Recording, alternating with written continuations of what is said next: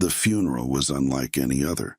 It was a cold, overcast day with dark clouds looming over the small village, casting long shadows over the faces of those gathered. The faint rustle of the trees in the wind was the only sound that dared to break the silence, as if even nature was mourning the loss of Sarah. Sarah had been a kind, bright soul, known for her generosity and her determination to make her village a better place. Yet, here she was, her life snuffed out too soon, lying in the casket surrounded by tear-streaked faces. Her loyal dog, Max, sat quietly by her grave, his head bowed low, as if he understood the weight of the moment. Jack, a weathered man in his 60s, stood among the mourners. His rugged hands gripped a worn hat, and his eyes brimmed with unshed tears. To others, Jack was just the town's reliable handyman, the man you called when a pipe burst or a roof leaked. But to Sarah, Jack was family. Sarah, who had lost her parents at a young age, had always looked up to Jack as a father figure. He had watched her grow from a shy child to a brave young woman, and now he was watching her leave forever. The crowd whispered among themselves, sharing memories of Sarah's kindness and achievements. But the quiet reverie was shattered when Max, the usually gentle Labrador, stood and barked, a sharp, commanding sound that pierced the heavy air. The mourners turned their heads in confusion, their murmurs growing louder. "What's wrong with him?" someone asked. Max barked again, his gaze fixed on the casket. His tail was stiff, his stance firm. This wasn't the behavior of a grieving dog. This was something else entirely. Jack moved closer to Max, his voice low and soothing. "Easy there, boy," he murmured. But Max ignored him, his barking growing louder and more insistent. Near the front of the gathering, Margaret, the village head, raised her voice to calm the crowd. "It's just a dog," she said, her tone sharp. "Let's not let this moment be ruined." But as she spoke, her eyes flickered nervously toward the casket. Just for a second. It was subtle, almost imperceptible, but Jack caught it. Max's barking continued, his eyes never leaving the polished wood of the casket. The mourners shifted uncomfortably, their unease palpable. Whispers began to ripple through the crowd. "What is he seeing? Dogs can sense things, can't they? Do you think there's something wrong?" Jack's chest tightened. He'd seen Max act protective before, but this was different. Max wasn't just barking, he was warning. Margaret's voice cut through the rising whispers, louder this time. "Someone take the dog away," she snapped, her composure slipping ever so slightly. "This is a funeral, not a circus." But Jack knelt beside Max, his weathered hand resting on the dog's quivering shoulders. "What is it, Max?" he asked quietly, his own unease deepening. Max stopped barking for a brief moment, his intelligent eyes meeting Jack's as if pleading for him to understand. Then he turned back to the casket, letting out a low, guttural growl that sent shivers down Jack's spine. At that moment, something in Jack's gut told him the dog wasn't wrong. There was more to Sarah's death than met the eye. Margaret's voice rang out again, this time with a tinge of desperation. "Let's proceed with the ceremony. Sarah deserves peace, not this chaos." But her words didn't carry the authority they once did. The crowd's attention was divided now, eyes darting between Margaret, Max, and the casket. Jack rose to his feet, his jaw tightening. He couldn't shake the feeling that Max's instincts were onto something no one wanted to admit. And the way Margaret avoided looking at the casket only deepened his suspicion. The tension was thick, the air electric with unanswered questions. As the priest began his solemn prayer, Jack's eyes remained fixed on the casket, a storm of emotion swirling inside him. This wasn't just a funeral. This was the beginning of a mystery, one that Jack and Max would have to unravel. Before we dive deeper into the secrets of Sarah's life and the truth behind her untimely death, don't forget to like, share, and subscribe to our channel. What do you think Max is sensing? What is Margaret hiding? Stay tuned to uncover the shocking twists and turns that will leave you speechless. The story truly begins long before Sarah's funeral, in a quiet corner of the village where she grew up. In a modest house surrounded by a garden she had lovingly tended, Sarah had always been the heart of the community, a bright light who seemed to bring warmth to everyone she met. But her life was not without its hardships. Sarah was just 6 years old when tragedy struck. Her parents, beloved by the village, were killed in a car accident while driving to a neighboring town. The news shattered the small community, but no one was more affected than little Sarah, left with no family to care for her. The villagers rallied together to raise her, but it was Jack, the quiet and dependable handyman, who stepped in and took her under his wing. Jack wasn't related to Sarah by blood, but to her. He was family, a man of few words. Jack was known for his kindness and his skill at fixing just about anything. From the moment he found Sarah sitting alone on her front porch, clutching a toy rabbit and staring blankly at the horizon, he made it his mission to ensure she never felt alone. He would show up with warm meals, repair the leaky roof of her home, and over time, became the steady presence she needed to grow. Jack had his own share of scars. A widower, he had lost his wife to illness many years ago. He lived a simple life, repairing pipes, fixing fences, and helping wherever he was needed. Yet, despite his rugged exterior, Jack had a soft spot for Sarah. He saw in her a spark of determination that reminded him of his late wife, and in return, Sarah filled a void in his heart he thought would never heal. As Sarah grew older, she and Jack became inseparable. He taught her how to fix things around the house, shared his love of woodworking, and even built her a swing in the garden using scraps of timber he'd collected. One particularly poignant memory stood out to Jack: the time Sarah saved up her allowance to buy him a new toolbox after his old one broke. It was a small gesture, but it showed Jack that she cared for him just as deeply as he cared for her. In stark contrast to Jack's quiet strength stood Margaret, the village head. Outwardly, she was everything a leader should be: charming, eloquent, and always ready with a smile. She hosted community events, gave impassioned speeches about the village's future, and was a master at winning trust. But those who had known her longest whispered about her sharp temper and her ability to manipulate others to get what she wanted. Margaret's rise to power had not come without controversy, and her promises of improving the village often rang hollow. Yet, she had built a fortress of respectability around herself, and few dared to question her authority. Sarah, however, had always felt something was off about Margaret. The older woman had been friendly enough, but her eyes never seemed to match the warmth of her words.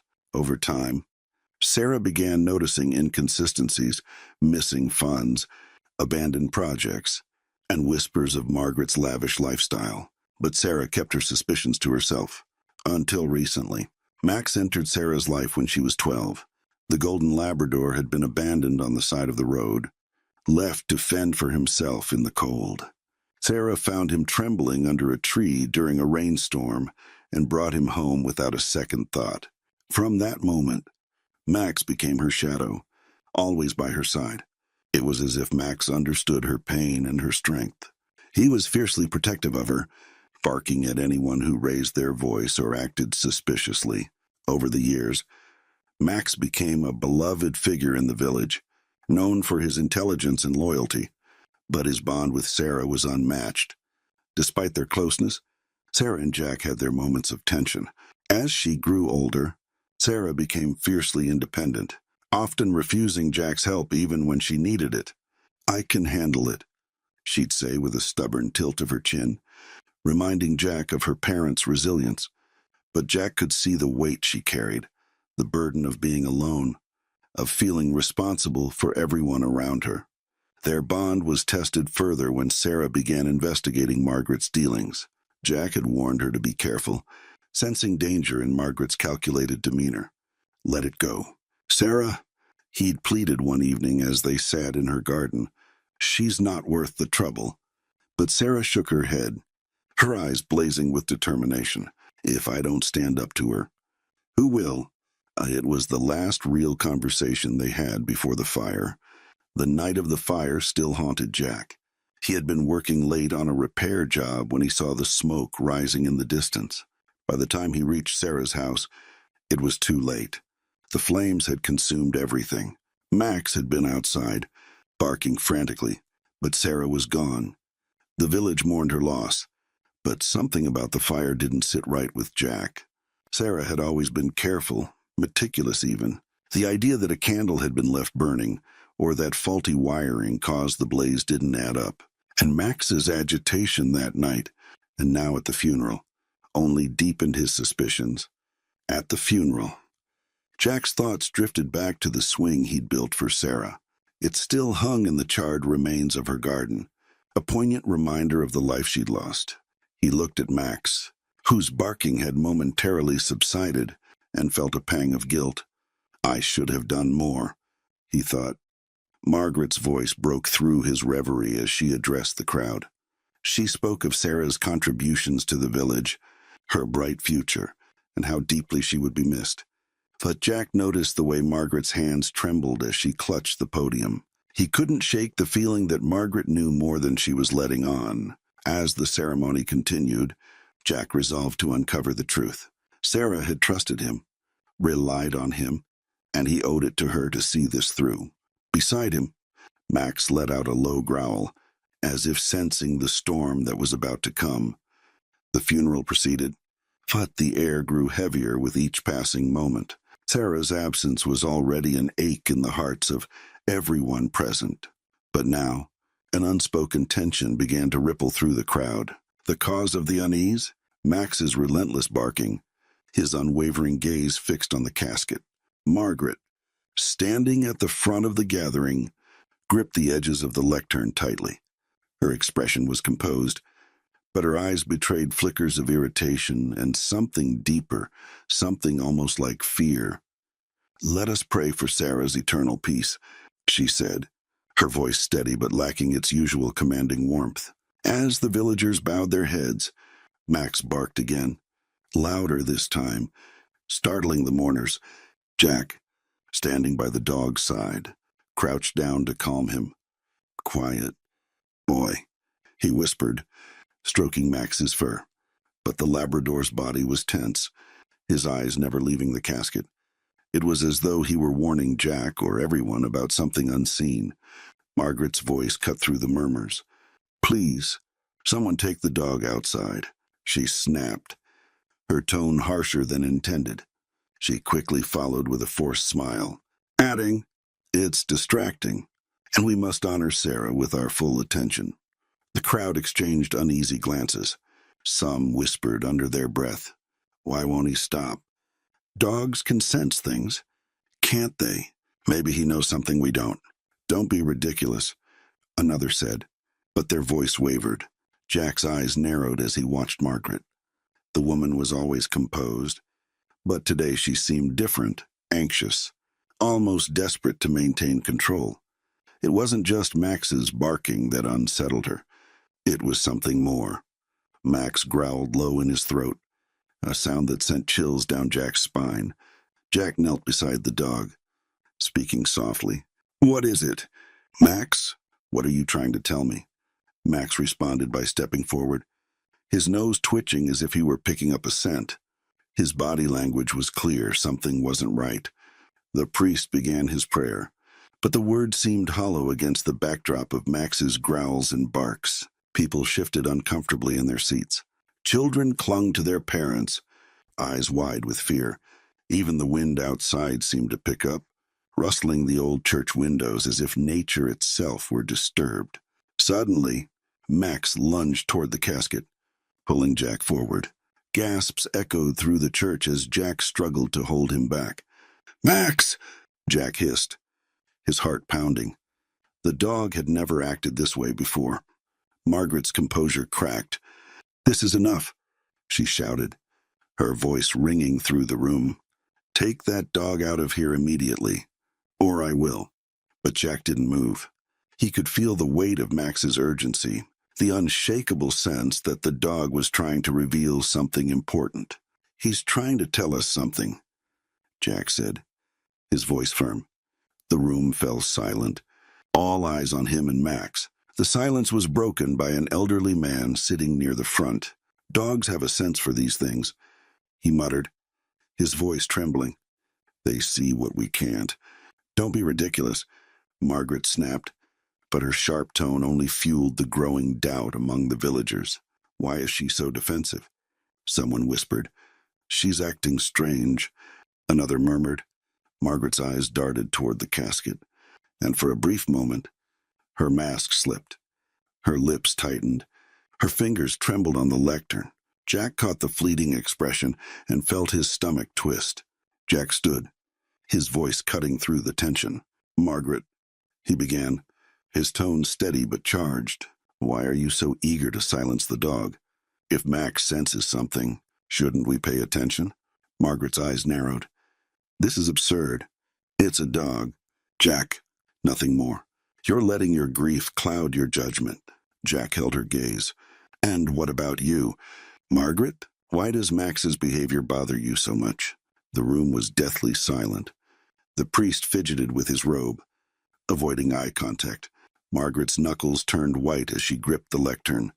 Finally, she spoke, her voice low and dangerous. "This is a funeral, Jack, not a place for baseless accusations." Jack didn't back down. "Sarah trusted Max more than anyone. If he's acting this way, there's a reason. And you seem awfully nervous for someone who's supposed to be honoring her memory." Margaret's face flushed with anger. But before she could respond, Max let out a piercing bark and lunged again, this time knocking into the casket. The wooden lid shifted slightly, revealing a glimpse of Sarah's face. The crowd gasped in horror, some turning away while others leaned forward, morbid curiosity overtaking their discomfort. But it wasn't Sarah's serene expression that drew Jack's attention. It was the faint, unnatural bruises on her neck, marks that shouldn't have been there if she'd died in a fire. Jack's breath caught in his throat. Margaret's voice trembled as she tried to regain control. "Enough!"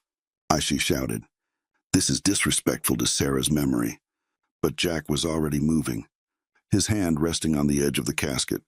"These bruises," he murmured, his voice barely audible but filled with dread. "They don't make sense." The villagers began murmuring louder now, their unease growing into something darker. "What's he talking about? Didn't she die in the fire? Why would she have bruises like that?" Margaret stepped forward, her composure completely shattered. "You're all being ridiculous," she hissed. "She's gone. And that's all there is to it. Let her rest in peace." But Jack wasn't convinced. His mind raced as he connected the dots. Sarah had been investigating something dangerous. She'd confided in him that she suspected corruption in the village's leadership. And now, here she was, gone under mysterious circumstances. Jack turned to the crowd, his voice steady but charged with emotion. "Sarah didn't just die. Something happened to her. And Max knows it. If we ignore this, we're ignoring the truth." The villagers stared at him, torn between disbelief and the nagging feeling that he was right. All the while, Max stood by Jack's side, his gaze still locked on the casket, his growls low and menacing. Margaret stepped forward again, her voice sharp. "Jack, if you continue this, you'll regret it. This is a time for mourning, not baseless accusations." But Jack met her gaze with unwavering resolve. "I owe it to Sarah to find out what really happened, and I'm not stopping until I do." The tension in the room was palpable, the air thick with suspicion and fear. Max barked one last time, his voice echoing through the church like a warning bell. Whatever secrets lay buried, Jack knew they were just beginning to surface. Jack could barely sleep that night. After what he saw at the funeral, the bruises on Sarah's neck, Max's unwavering behavior, and Margaret's uncharacteristic panic, his mind refused to rest. Max, too, was restless, pacing the small living room of Jack's modest home, occasionally letting out a low growl. Jack sat at his old wooden table, a mug of untouched tea in front of him. He stared at the photo frame beside it, a picture of Sarah with Max, taken just months ago. She was smiling, her eyes bright with life. "I'll find out the truth." "Sarah," Jack murmured, his voice breaking. Max let out a soft bark as if agreeing. The next morning, Jack decided to begin where Sarah's life had ended, her house. The ruins still stood on the edge of the village, a haunting reminder of the fire that had claimed her life, or so everyone believed. With Max by his side, Jack approached the charred remains, his heart heavy with memories. As they walked through the remnants of Sarah's home, Max began sniffing the ground with intent. He circled the area, his tail stiff, until he stopped suddenly near what was once Sarah's bedroom. Jack crouched down, his hand brushing against the ash-covered floorboards. That's when he noticed something odd, a piece of paper, partially burned but still legible. Jack carefully unfolded it. It was a letter, written in Sarah's handwriting. "To anyone who finds this, I've discovered something terrible. Margaret isn't who she says she is. The village's funds are missing, and I know she's behind it. I have proof, and I'm going to confront her tomorrow. If anything happens to me, know that she's responsible." But Jack's chest tightened as he read the words. It wasn't just suspicion anymore. Sarah had known something, and it had cost her her life. Before Jack could process the letter further, Max began barking, his nose pressed against the corner of the room. Jack followed his lead, prying open a loose floorboard to reveal a small, metal box. Inside were documents, bank statements, receipts, and photographs, all pointing to Margaret's embezzlement of village funds. "She knew," Jack whispered, his hands trembling. She was going to expose Margaret. Max barked again, pulling Jack back to reality. The dog moved toward the doorway, looking back at Jack as if urging him to hurry. Jack grabbed the box and stuffed it into his bag. "Let's go." "Boy," he said, "we're not done yet." Max led Jack through the village, stopping occasionally to sniff the air. The two of them made their way toward the old church, where Margaret often held her meetings. The building stood silent and imposing, its doors slightly ajar. Jack hesitated. It wasn't uncommon for the church to be left open, but something about it felt off. He stepped inside, Max close behind, and was greeted by an eerie silence. The pews were empty, the air thick with dust and a faint, musty smell. As they moved deeper into the church, Max's behavior grew more intense. He sniffed the ground, then the walls, until he stopped in front of an old, ornate statue of a saint. Jack frowned, running his hand along the base of the statue. It felt loose. With some effort, Jack pushed the statue aside, revealing a trap door beneath it. "What have you found?" "Max," Jack muttered.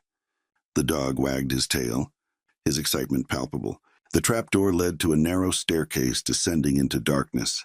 Jack pulled out his flashlight and carefully made his way down, the creak of the wooden steps echoing in the confined space. Max followed closely, his nails clicking against the wood. At the bottom of the stairs, Jack found a small, dimly lit room. Shelves lined the walls, filled with dusty ledgers and locked boxes. But it was the desk in the center of the room that caught his attention. On it were more documents, papers bearing Margaret's signature, detailing unauthorized withdrawals from the village's funds. Jack's eyes scanned the papers, and his stomach turned as the extent of the corruption became clear. Margaret had been siphoning money for years, funding a lavish lifestyle while the village struggled. Max let out a low growl, drawing Jack's attention to a locked cabinet in the corner. Jack found a key on the desk and opened it, revealing stacks of cash, more documents, and a familiar object, a golden necklace that had belonged to Sarah. Jack's breath caught. This was hers, he whispered, running his fingers over the delicate chain. She must have confronted Margaret and paid the price. Before Jack could process what to do next, the sound of footsteps echoed from above. He quickly turned off his flashlight and crouched behind the desk, pulling Max close. The trapdoor creaked open, And Jack's heart raced as he heard Margaret's voice. "Make sure no one finds out about this place," she hissed to someone else, a man with a gruff voice. "Yes, ma'am," the man replied. "But what about Jack? He's been snooping around." Margaret's tone turned icy. "If he gets too close, deal with him. And that dog, too." Jack's grip on Max tightened as he fought to stay calm. He waited until the voices faded and the trapdoor closed again. Then he exhaled, his mind racing. "They're on to us. Max," he whispered. "We need to act fast." Jack carefully gathered as much evidence as he could carry, stuffing the papers and cash into his bag. He knew he couldn't confront Margaret directly. Not yet. He needed the villagers on his side. As he and Max made their way out of the church, Jack couldn't shake the feeling that they were being watched. The shadows seemed to move, and every creak of the old wooden floorboard sent shivers down his spine. Once outside, Jack paused to catch his breath. Max looked up at him, his eyes full of determination. "Good boy," Jack said, patting the dog's head. "We're not done yet." Back at his home, Jack spread the documents across his table, carefully organizing the evidence. He knew he needed a plan. Margaret was powerful, and many in the village still trusted her. Convincing them of her crimes wouldn't be easy. Max rested by his feet, his ears perked up as if ready for the next step. Jack looked down at the dog and smiled faintly. "We'll get justice for Sarah," he said, "no matter what it takes." The villagers gathered in the square at Jack's insistence, curiosity and suspicion buzzing in the air. Whispers floated among the crowd as people speculated about what Jack had discovered. Margaret stood near the center, her arms crossed tightly against her chest, her eyes darting nervously toward Jack. The unease was palpable. Jack stepped forward, Max by his side, holding a worn satchel stuffed with papers. His expression was resolute, his voice steady but charged with emotion. "I called you all here because the truth about Sarah's death has been buried for too long. It's time we uncover it." The murmurs grew louder. Margaret raised her hand, her voice cutting through the noise. "This is ridiculous," she said, forcing a smile. "Jack, you're grieving. Let's not drag the village into this madness." Jack met her gaze, unwavering. "I wish this were madness, Margaret, but I have proof that Sarah didn't die in an accident." Gasps rippled through the crowd. Margaret's smile faltered, her eyes narrowing. "Proof?" she repeated, her voice sharp. "What proof could you possibly have?" Jack pulled out the documents he had found in the hidden room beneath the church. "These," he said, holding them up for everyone to see, "are records of every withdrawal you made from the village funds. Money meant to repair roads, build schools, and help our community. Instead, it paid for your luxuries." Margaret's face turned pale, but she quickly recovered, laughing hollowly. "Those are lies, fabrications. Who's going to believe the word of a handyman and his dog over me?" Jack ignored her, laying the documents out on a nearby table for the villagers to see.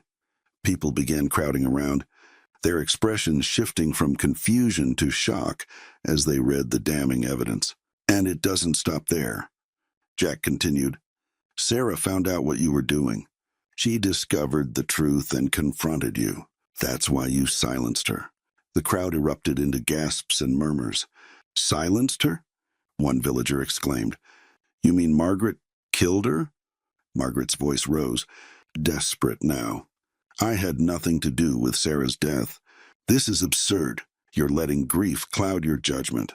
"Herba says," the villagers argued among themselves. Max barked sharply, drawing their attention. He sniffed the ground near Margaret, then sat and growled low in his throat. Jack crouched beside him, stroking his fur. "Max was there the night of the fire," Jack said, his voice heavy. "He saw everything, and he knows you were involved." Margaret stepped back, her composure cracking. "It's a dog," she shouted. "You're basing these accusations on the actions of an animal?" Jack stood, his eyes blazing. "Max isn't just any dog. He's Sarah's dog. And he's never been wrong about people. The tension reached a boiling point as Margaret's carefully constructed facade began to crumble. "You have no real proof," she spat. "You're just an old man chasing shadows." Jack shook his head. "You're wrong. I found more than just papers. I found Sarah's necklace in the hidden room beneath the church. The same necklace she was wearing the day before she died." Margaret froze, her eyes darting around as if searching for an escape. The villagers were no longer whispering. They were shouting now, demanding answers. "Why was Sarah's necklace there? What are you hiding?" "Margaret." Margaret's face twisted with anger. "You think you can turn everyone against me with your lies?" She shouted. "I built this village. I've done more for all of you than Sarah ever did." Jack stepped closer, his voice calm but commanding. "You didn't build this village, Margaret. You used it. And when Sarah stood up to you, you destroyed her." Suddenly, Margaret lunged toward Jack, her hand raised as if to strike him. Before she could get close, Max leapt between them, growling fiercely. Margaret stumbled back, startled, and the villagers closed in, forming a protective wall around Jack. "Enough," shouted the village elder, stepping forward. His voice, full of authority, silenced the crowd. He turned to Margaret, his expression one of deep disappointment. "We trusted you, Margaret. We believed in you. But it's clear now that you've betrayed all of us." Margaret's shoulders slumped, the fight draining out of her. I didn't mean for it to happen," she stammered. "Sarah wouldn't listen. She was going to ruin everything." The crowd erupted in outrage, their anger now fully directed at Margaret. The elder raised his hand again, calling for silence. "Margaret," he said solemnly, "you will answer for your actions." Margaret was escorted away by the authorities, her head bowed in defeat. The villagers began to gather around Jack, offering words of gratitude and admiration. "You stood up for Sarah," one woman said, tears in her eyes. "You gave her the justice she deserved." Jack nodded, his heart heavy but relieved. He looked down at Max, who wagged his tail slightly, his eyes shining with loyalty. "We both did," Jack said quietly. The confrontation had ended, but its impact would linger. The village, once divided by secrets and corruption, began to come together. Plans were made to honor Sarah's memory, starting with rebuilding her home and using the recovered funds to finally fulfill the promises Margaret had made, but never kept. Jack stood on the outskirts of the crowd, watching as the villagers worked together. For the first time in a long while, he felt a sense of hope. Max sat beside him, his head resting on Jack's knee. "We did it, boy," Jack said softly. "For Sarah," Max barked once, a triumphant sound, as the sun dipped below the horizon, casting the village in a warm, golden glow. The sun was setting, casting warm, golden rays over the village square. The tension that had gripped the community for days was finally lifting, replaced by a solemn but necessary sense of closure. Jack stood at the center of the crowd, Max by his side, holding his head high and wagging his tail slightly. Around them, villagers murmured in disbelief, their eyes darting between the evidence Jack had laid out and Margaret, who was now sitting in stunned silence, her carefully crafted facade shattered. Margaret's schemes had been fully exposed. The stolen funds, the hidden room in the church, and most damning of all, the motive for Sarah's death, everything had come to light.